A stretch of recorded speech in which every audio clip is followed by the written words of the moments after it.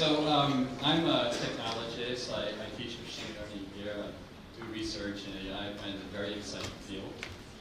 But all the sort of excitement and hype about AI right now very much reminds me of 20 years ago to the dot-com era, when there was so much excitement and hype. So I'm going to ask you not a question about technology, but about finance. Do you think that possibly we'll see a AI crash? Are we in an AI bubble? We see a stock market crash in AI companies in the upcoming 5 years.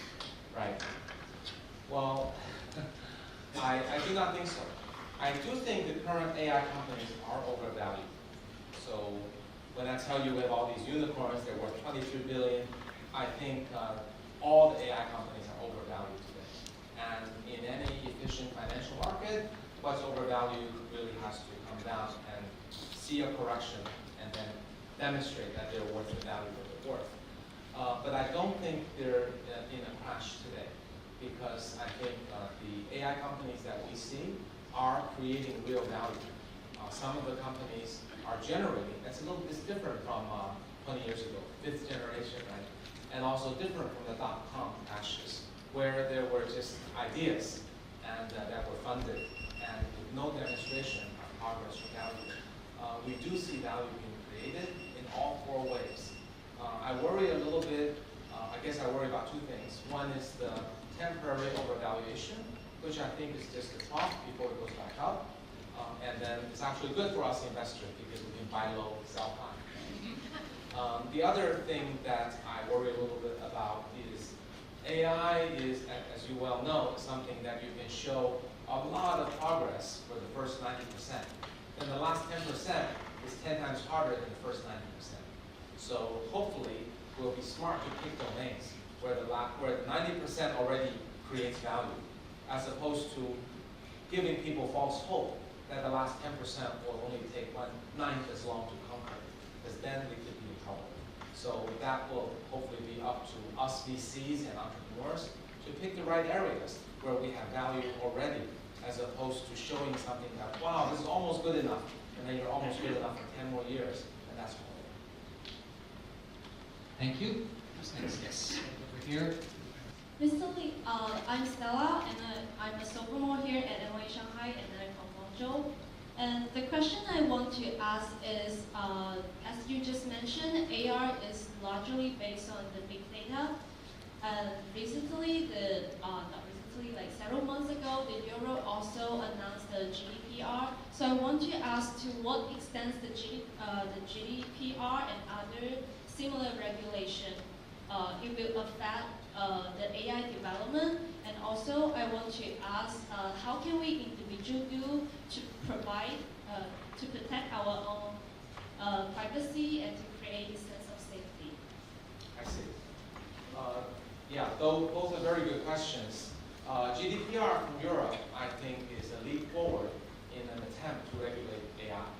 I think the actual details of GDPR is quite terrible, but I think we need something to get started. I think GDPR turns the government into a product manager, which is terrible, which is why we have all these horrible experiences, all the websites pop up and all kinds of questions, and I'm not sure we're being that much protected.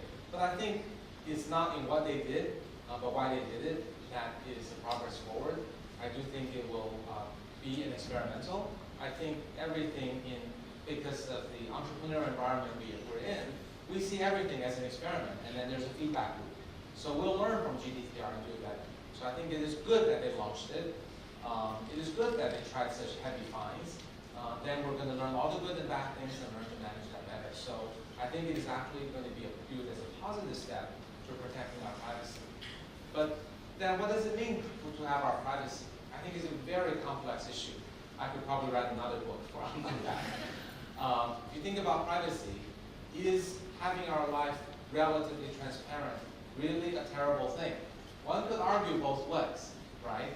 One could argue that because your life is more transparent, there's a lower percentage of transgression and crimes and inappropriate behavior. We all behave better. But you could, of course, also argue we're being fake and all that. So this becomes a philosophical argument. Another part is, well, what does it mean to protect your privacy? Tencent knows a bunch of things about you. Is that not okay? I actually think it is okay, as long as they don't give my data to someone else, right? Because the convenience they offer to me is a contract between Tencent and me. That I have faith that they won't cheat me, steal my money, hurt my security, hurt my family, or sell my data. And the moment they do that, I'm going to tell the world. And Tencent knows that, so they won't do it because they don't want a bad brand. So this is naturally self-reinforcing for them to have good behavior and for me to entrust them with more data. So we'll see. And of course, if the government comes in with a GDPR-like additional protection, that is a good thing. But I have to say that a lot of people think about privacy as data really deep. If Tencent took all my data and sold it to someone else, anyone else, particularly a bad person, then that is the terrible act. And when people are complaining about Facebook and Cambridge Analytica, that is the act that took place. So I think actually both China, US, and other countries have put the laws forward to make sure companies that took your data protect it. Okay. There is an extreme faction also, final point I'll make, that believes everyone should own the data and then license it to the giants and then collect money in turn, because we shouldn't let Tencent and Google make all that money. I think that is a wonderful utopian belief. It's just not really going to happen. But I think it's something that forces us to think, and I'm sure we'll end up with incrementally better ideas that hopefully will protect the privacy. I will say one more thing is, I think we have to accept at some level our privacy is gone. I mean, this is really unpopular to say, most people shake their heads, but how do we guarantee absolute privacy? I mean, you've got to give some things for the current fabric of internet to work, right?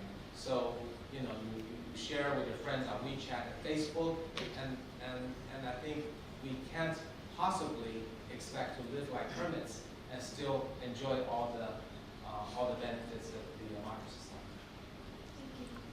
Thank you. Question here in front. Thank you, Dr. Lee. I'm a freshman here at NYU Shanghai. I major in neuroscience. So I'd like to talk about something about the unemployment. I'm not that optimistic about the future that more jobs will be created. Just like the example you listed, doctors. Please imagine when people have access to online medical care, even with a simulated face on the screen and with a softest voice to calm you down. Just as Meituan changes the way we eat, then why can't these artificial doctors change the way people look for medical care? Doctors are still faced with the danger of unemployment. So do people from all other walks of life. So I think all these kinds of jobs in this AI age are facing a challenge. So what's your opinion towards it? Thank you. Okay, very good question. In the picture I painted it nicely, right? I said that 10 times more doctors. But actually, the doctors who are doctors today no longer have the job because the pay is 1/2 of what it is, and they're retired. Okay? And there's a new crop of nurse practitioners who get to inherit the title doctor. And I think I argued it very positively that this caring and wonderful confidence-giving and comfort-giving is great for patients. I think you can take a skeptical view and say, Heiko, are you not really saying AI is the doctor, and there's merely a human veneer that will conform your system to people who still want the human doctor, and won't finally one day that desire go away? Is that your question? I think that is a very reasonable question. I want this to be a positive talk, so I didn't want to go there, but you went there, so I'll go with you. I think it is very possible that AI continues to advance. So much so that it can make that veneer very thin, and maybe very boring, and maybe very lowly paid, maybe that people don't want the job. But I think, again, think about what I'm saying. I'm saying there are really two phases in the future of humanity. There's the next 15 years, where we will create these opportunities, right? And then if we look at really 50 years from now, think about what I just said here again, is that AI liberated us from routine work, maybe all work. Maybe in 50 years, nobody has to work. Maybe in 50 years, most of those don't have to work. Maybe by then we're all philosophers, right? Or maybe by then we'll recognize we're just little pawns in a video game that's run by Elon Musk, right? So these are all possibilities, but I think I write this book with very much pragmatism. How do we get ourselves out of the possible mess that we're in for the next 15 to 30 years?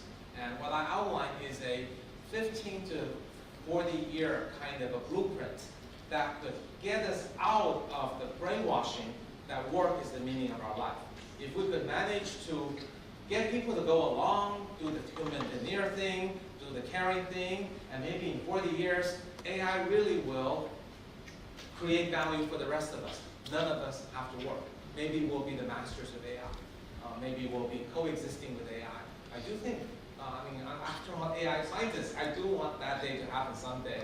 But I don't think it's going to happen that soon, nor do I want it that soon. Because if suddenly, today's work ethic, if you let's say suddenly AI could do everything in all 3 or 4 quadrants that I showed you, the world will be a disaster.